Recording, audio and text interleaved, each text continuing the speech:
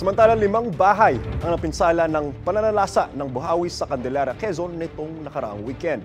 Ayon sa mga residente, halos 4 na minuto nagtagal ang buhawi sa gitna ng palayan sa Santa Catalina Sur.